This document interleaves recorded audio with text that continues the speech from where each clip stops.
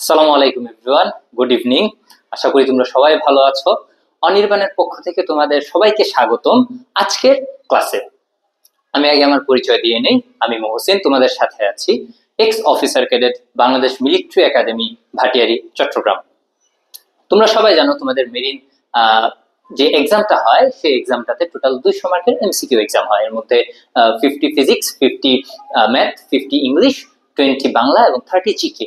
আমরা আজকে তোমাদেরকে যে ক্লাসটা নিয়ে কথা বলবো সেটা ইংলিশের উপর।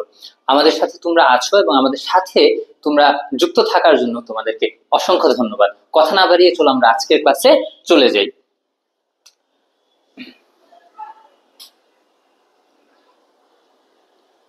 আচ্ছা, আমরা আজকে ইংলিশের উপর ক্লাস করব। তো আমরা স্টাডি করার পর আমরা যতটুকু দেখেছি, ইংলিশে সাধারণত যে ধরনের কোশ্চেন গুলো হয় সাধারণত সেগুলো যে টপিক থেকে আসে, হয়তো right form of verbs, synonyms, antonyms, vocabulary অথবা টেন্স রিলেটেড ঝামেলাগুলো থেকে কোশ্চেন আছে।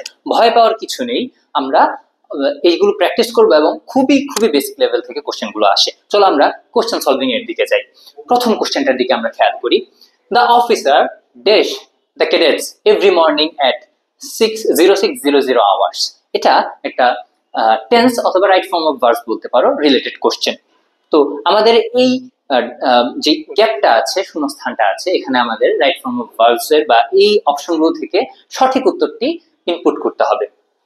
দ্য অফিসার ইন্সপেক্ট হবে না, এটার আনসার হবে ইন্সপেক্টস, বিকজ দ্য অফিসার এটা একটা সিঙ্গুলার নাম্বার, সিঙ্গুলার পার্সন। হ্যাঁ, singular person, third person singular number, এবং থার্ড পার্সন সিঙ্গুলার নাম্বার হওয়ার কারণে ভার্বের সাথে এস বা ইএস যুক্ত হয়, এবং এই জন্য এটার আনসার হবে বি। দুঃখিত, এটার আনসার হবে বি, অর্থাৎ inspects. Okay, next question. Select the word that is closest in meaning to vigilant. অর্থাৎ ভিজিল্যান্ট এই শব্দটার সাথে সবচেয়ে ক্লোজ কোন মিনিংটা হয় এটা আমাদেরকে জানতে চেয়েছে। ভিজিল্যান্ট অর্থ কি এটা আমি তোমাদেরকে বলে দিই। ভিজিল্যান্ট মানে হচ্ছে সতর্ক থাকা, অ্যালার্ট থাকা। তুমি আমাদের বর্ডারে যেমন বিজিবি বা আরো যারা বর্ডার সিকিউরিটি গার্ড আছে তারা যেরকম খুব অ্যালার্ট থাকে বর্ডারে, সেই অর্থে ভিজিল্যান্ট ওয়ার্ডটা ইউজ করা হয়। তোমাদের যেমন সমুদ্রে ভিজিল্যান্ট থাকতে হয়, সো ভিজিল্যান্টের সবচেয়ে ক্লোজেস্ট মিনিং হবে অ্যালার্ট। এটা হবে আনসার। ওকে, নেক্সট।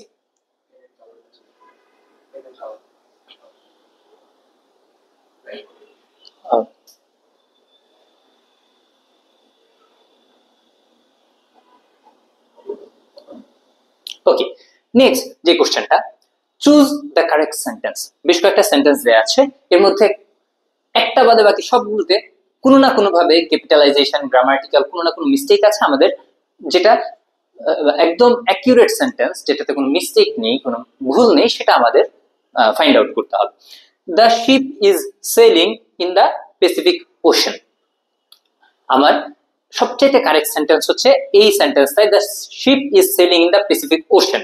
কেন আমি তোমাদেরকে বলছি, নেক্সট সেন্টেন্সের দিকে একটু তাকাও। The ship sails in the Pacific ocean, এটাও টেন্সের দিক দিয়ে গ্রামাটিক্যালি কারেক্ট, কিন্তু এখানে ওশান শব্দটায় ও ছোট হাতের ইউজ করা, এই জন্য এখানে ক্যাপিটালাইজেশনের সমস্যা আছে।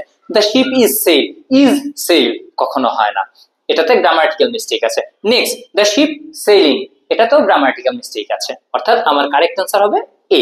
আচ্ছা, নেক্সট যেটা, the captain gave a clear and dash order to the crew. আচ্ছা, ক্লিয়ার এন্ড, এখান থেকে যে চারটা অপশন আছে এর মধ্যে এই শূন্যস্থানে হবে প্রিসাইজ। যখন আমরা ক্যাপ্টেনরা আমরা আমাদের শিপে আমরা যখন কোনো অর্ডার দিই, তখন এই অর্ডারটা খুবই ক্লিয়ার, প্রিসাইজ এবং কনসাইজ হতে হয়।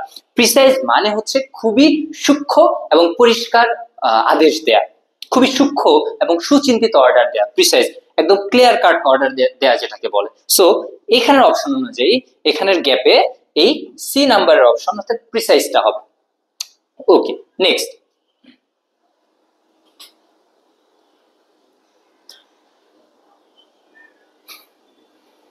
আচ্ছা, নেক্সট যে কোশ্চেনটা, navigation requires both skill and careful attention. A minor error in the judgment can lead to major consequence at sea. এখানে একটা আমাদের উদ্দীপক দেয়া আছে অথবা আমাদের এখানে একটা স্টেম দেয়া আছে, এই স্টেম থেকে এই প্যাসেজটার মেইন আইডিয়াটা কি? এখানে নেভিগেশন নিয়ে কথা বলছে, যেখানে বোথ স্কিল এবং কেয়ারফুল অ্যাটেনশন দরকার হয়। তো এখানে অপশনগুলো দেখো, sea travel is always dangerous, এই প্যাসেজে কখনো সি ট্রাভেল ডেঞ্জারাস এরকম কিছু বলা হয়নি। Navigation should only be done by computers, এই ধরনের কোনো কথা বলা হয়নি। Attention and skill are important in navigation, এই রিলেটেড কথাটা এখানে বলা হয়েছে, অর্থাৎ এটা আনসার হবে সি। আচ্ছা, next question, the engine room crew always dash there duties before the shift ends. আচ্ছা, এখানে আমার right form of verbs use করা হয়েছে, আমার কোন ভার্বটা এখানে বসবে? ইঞ্জিন রুম ক্রিউ, তোমাদের জ্ঞাতার্থে তোমাদের জানার জন্য আমি বলে রাখি, ক্রিউ এই শব্দটা এটা একটা প্লুরাল সাবজেক্ট বোঝায়।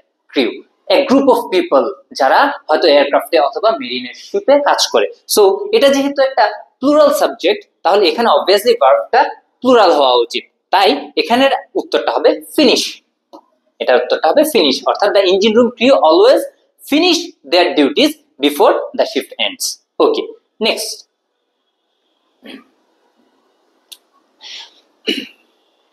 আমাদের নেক্সট যে কোশ্চেনটা, choose the synonym of the word essential.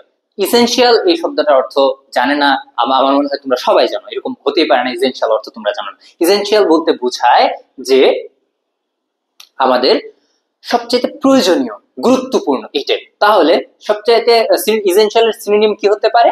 আমাদের ইসেনশিয়ালের সিনোনিম হতে পারে ইম্পর্ট্যান্ট, এখানে ইম্পর্ট্যান্ট বোঝাচ্ছে।